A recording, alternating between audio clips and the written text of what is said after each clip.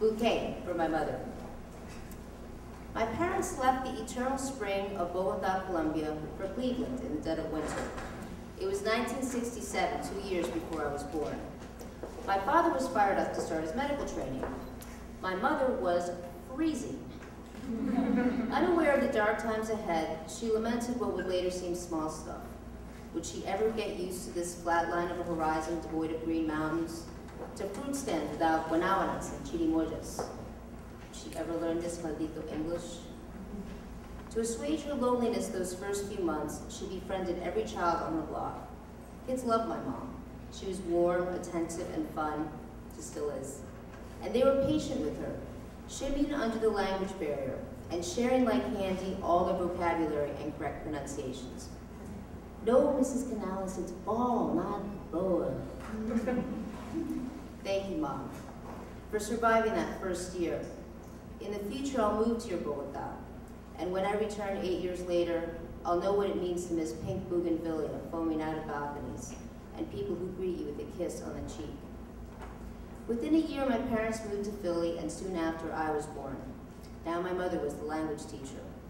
I was 1.5 when she started reading me poems by Rubén Darío. With storytime eyes, she would begin.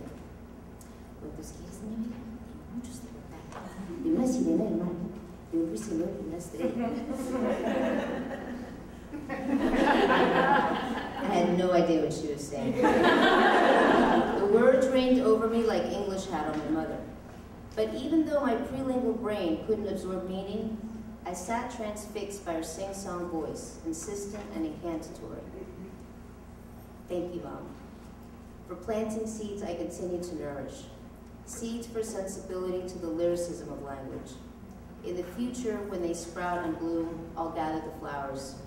I'll make a bouquet for you and a wreath for Dad. Less than 2 years later, my father was diagnosed with cancer. I was 3, still asking why all the time. My sister Sonia was still kicking inside my mother's womb.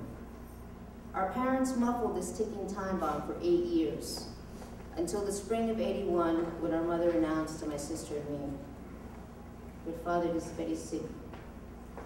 Her homemade English was glazed with tears, and I began to hear the ticking.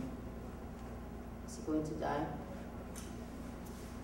When my mother answered, "I don't know," while looking away, I knew.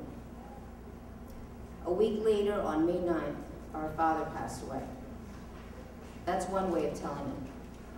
Another way is, on the eve of Mother's Day of 1981, my mother lost the love of her life, leaving her with an 8-year-old and an 11-year-old, whose questions now turn to salt in her mouth. Thank you, Mom. I remember sitting by Dad's bedside, reeling from the glow of seeing knuckles where his cheekbones had been. But in the future, my perspective will broaden. You, watching the veil ripped from my eyes and bracing yourself for Sonia's turn. A mother never cries for just one. That first year after my father died was like settling into a foreign country. We couldn't look at the horizon without our eyes drawn to what was missing. But my mother didn't turn away. Taking us each by the hand, she kept us walking. Every morning, she rolled the weight off her chest to untangle my sister's hair and make sure my homework had made its way into my book bag. Every day, she counted her blessings and those of others. Be happy when good things happen to other people. That's why you'll be happy more often. And she showed us the healing power of beauty. She took us to Temple, i.e. Philly's art museum, and she brightened our home even more with classical music, artwork, flowers, and books. All those books offering their solace and spells. Thank you, Mom, for being so brave, so loving and grounded, for carrying on with grace to raise my sister and me. And as Sonia once wrote, for always taking care to elevate our imagination, even amidst the toils of motherhood. I love Dad's last words to you. I would rather live 41 years of a wonderful life with a woman and family I love beyond measure than 80 years of a mediocre life without you.